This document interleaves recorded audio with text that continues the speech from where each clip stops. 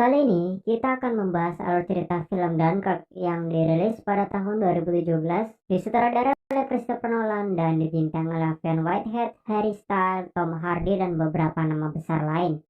Film ini sendiri diadaptasi berdasarkan kisah nyata Perang Dunia Kedua, yaitu mengenai Operasi Dinamo, yang mana itu adalah misi penyelamatan kurang lebih 400.000 tentara sekutu yang berasal dari 4 negara berbeda, yaitu Inggris, Perancis, Belanda, dan Belgia. Tentara-tentara ini tersudut dan terdampar di sebuah pantai yang terletak di kawasan Dunkirk, Perancis. Mereka terkepung dan dipojokkan oleh pasukan Jerman yang terus membombardir tanpa henti. Dunkirk sendiri dikisahkan berdasarkan 3 sudut pandang berbeda, yaitu the mall, the sea, dan the air. Ketiga bagian ini akan mengambil waktu yang berbeda, kemudian di pertengahan film akan menjadi satu cerita. Tapi kita akan menjelaskannya secara urut ya bagian agar mudah dipahami, karena film ini ceritanya tumpang tindih dan butuh konsentrasi penuh agar mengerti alur ceritanya. Scene diawali dengan 6 orang yang sedang berjalan dan terlihat banyak kertas yang berterbangan. Ketika salah satu orang menangkap kertas tersebut, ternyata kertas itu berisi tulisan untuk menyerah ke pasukan Jerman. Menyerah sama dengan hidup. Kemudian mereka mulai ditembaki oleh pasukan musuh dan hanya satu pria yang masih selamat. Pria itu bernama Tommy. Tommy pun bertemu dengan pasukan sekutu yang berlindung di benteng dan menyuruhnya untuk pergi ke pantai. Sesampainya Tommy di pantai, dia melihat begitu banyaknya pasukan tentara yang sedang menunggu untuk dievakuasi. Kemudian Tommy bertemu seorang pria bernama Gibson yang sedang mengubur mayat tentara Inggris yang sudah tewas. Gibson adalah tentara Perancis. Tujuan dia mengubur mayat itu untuk kemudian mengambil dan mengenakan seragamnya. Mereka pun pergi ke barisan untuk mengantri menaiki kapal. Saat itu juga datang pasukan udara Jerman yang menghujani mereka dengan bom melalui udara, hingga menewaskan beberapa tentara dan tidak sedikit yang terluka.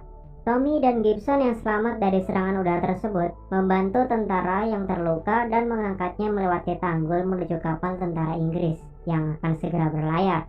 Di pertengahan jalan, kita diperlihatkan ada tentara Perancis yang mencoba masuk ke barisan untuk ikut menaiki kapal.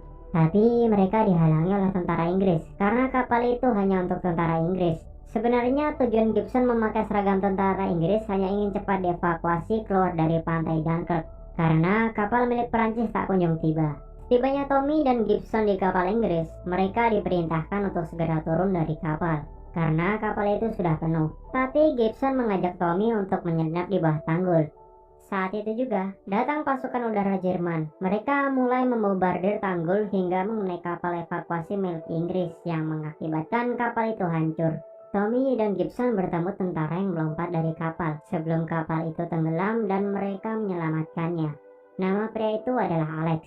Untungnya dari insiden tenggelamnya kapal evakuasi tersebut masih banyak tentara yang selamat. Komandan Bolter pun memerintahkan mereka untuk menaik ke tanggul dan mencarikan kapal lain. Akhirnya mereka berhasil dievakuasi menggunakan kapal kecil. Kemudian menaiki kapal yang lebih besar yang terdapat makanan dan minuman di dalamnya. Tetapi Gibson tidak masuk ke geladak kapal. Dia memilih untuk tetap berada di luar kapal yang mana udara di luar sangatlah dingin. Tapi keputusan yang diambil justru menyelamatkan hidupnya dan teman-temannya. Hingga akhirnya kapal yang mereka naiki ditembak torpedo oleh musuh, lalu membuat kapal itu mulai tenggelam. Tentara yang berada di dalam kapal pun terjebak. Air mulai masuk. Tapi untungnya Gibson yang berada di luar membuka pintu dan menyelamatkan teman-temannya. Tommy dan Alex berusaha menaiki skoci yang sudah ada Gibson di dalamnya. Tetapi skoci itu sudah penuh, bahkan sudah terbalik hingga 2 kali. Para tentara yang selamat pun kembali ke pantai Dunkirk untuk menunggu tumpangan selanjutnya. Diikuti dengan Tommy dan Alex yang mengapung kemudian ditarik oleh skoci menuju pantai. Di hari berikutnya, Tommy, Gibson, dan Alex yang sudah kembali ke pantai menunggu kapal lain tiba. Mereka hanya terdiam melihat pemandangan yang menurut saya sangat menyayat hati, di mana terlihat beberapa tentara memilih mengakhiri hidupnya dengan memasuki ombak yang besar. Mungkin karena mereka sangat tersiksa dengan keadaan yang memaksa mereka untuk terus kembali ke pantai dan tak kunjung diselamatkan. Beberapa tentara Royal Engineers yang menunggu kapal yang tiba memutuskan membuat dermaga menggunakan truk untuk menghadapi air pasang. Mereka mengetahui arus air berubah dilihat dari banyaknya jasad-jasad tentara yang meninggal di lautan kembali ke bibir pantai. Tommy, Gibson, dan Alex melihat dan mengikuti tentara Highland Inggris yang sedang berjalan ke kapal yang terdampar. Kemungkinan akan kembali terapung saat air pasang tiba. Kemudian scene pindah ke percakapan Komandan Bolton dan Kolonel Winan. Komandan Bolton menginformasikan bahwa kerajaan Inggris meminta bantuan kepada warga yang mempunyai kapal untuk membantu evakuasi di Dunkirk. Kemudian scene kembali lagi ke pasukan Highland beserta Tommy dan teman-temannya. Mereka mendapati kapal itu kosong tanpa awak yang kemungkinan sudah pergi karena berada di wilayah musuh. Tanpa berpikir panjang, mereka semua masuk ke dalam kapal dan menunggu air pasang. Setelah menunggu beberapa lama, mereka mendengar suara langkah kaki yang berada tepat di atas kapal. Tommy berhasil menangkap orang itu. Ternyata itu adalah seorang pedagang sekaligus pemilik kapal yang berasal dari Belanda. Ia datang untuk membantu evakuasi. Tapi tiba-tiba musuh mulai menembaki kapal mereka dan membuat bagian kapal berlubang, diikuti dengan air laut yang mulai pasang lalu masuk ke kapal. Kemudian salah satu tentara mencoba menyumbatnya, tapi dia tertembak. Musuh mengetahui bahwa ada orang di dalam kapal itu dan terus menembakinya yang membuat kapal semakin banyak lubang, hingga air masuk sangat cepat. Air itu membuat kapal tak bisa mengapung dan harus mengurangi beban. Karena panik, Alex memaksa Gibson untuk keluar dari kapal, tapi Gibson menolak. Alex mengira bahwa Gibson adalah mata-mata Jerman, karena selama ini dia hanya diam saja. Karena terpaksa, akhirnya Gibson mengaku bahwa dia sebenarnya adalah tentara Prancis. Scene memperlihatkan laki-laki yang sedang berlari ke dermaga. Laki-laki itu adalah George. Dia pergi menemui Mr. Dawson dan anaknya Peter.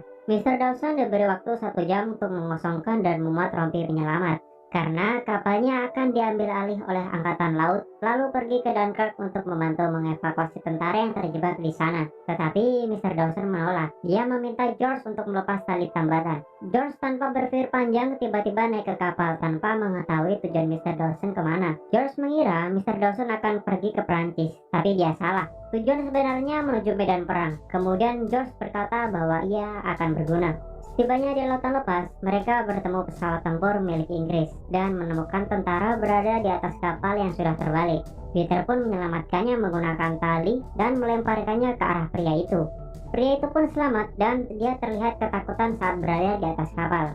Setelah perjalanan yang cukup panjang, terlihat ada kepulan asap yang tepat mengarah di pantai Dunkirk. Saat mengetahui tujuan Mr. Dawson ke Dunkirk, pria itu menolak dan meminta Mr. Dawson untuk mengubah arah. Tetapi Mr. Dawson tetap akan pergi ke Dunkirk. Hingga akhirnya terjadi perkelahian yang membuat kepala George terluka parah akibat terjatuh dari geladak kapal dan nyawa George pun tak terselamatkan.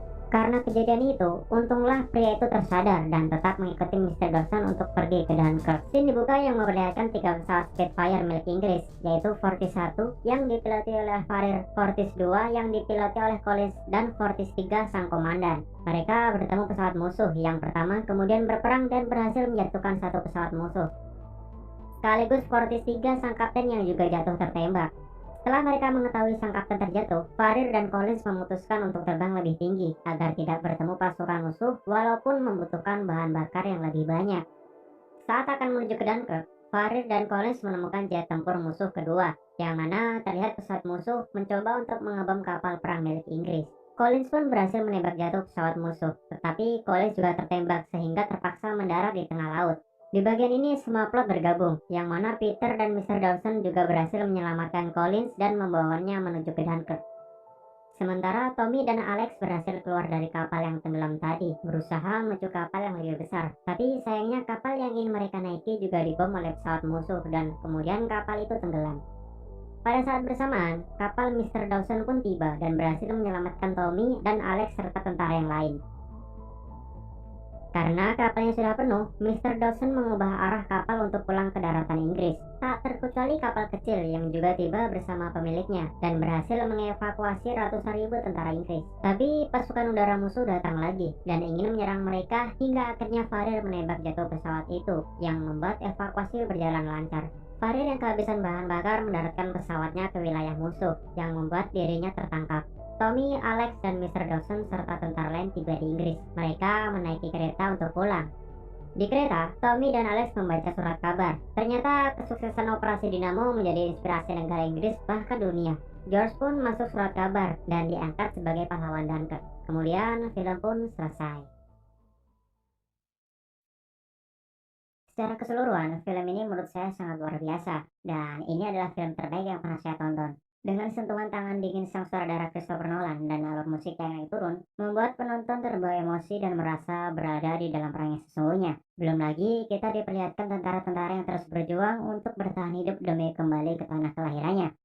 Bagi kalian yang sudah menonton video ini hingga selesai, saya ucapkan terima kasih. Dan jika kalian menyukai video ini, jangan ragu untuk klik subscribe dan nyalakan lonceng notifikasi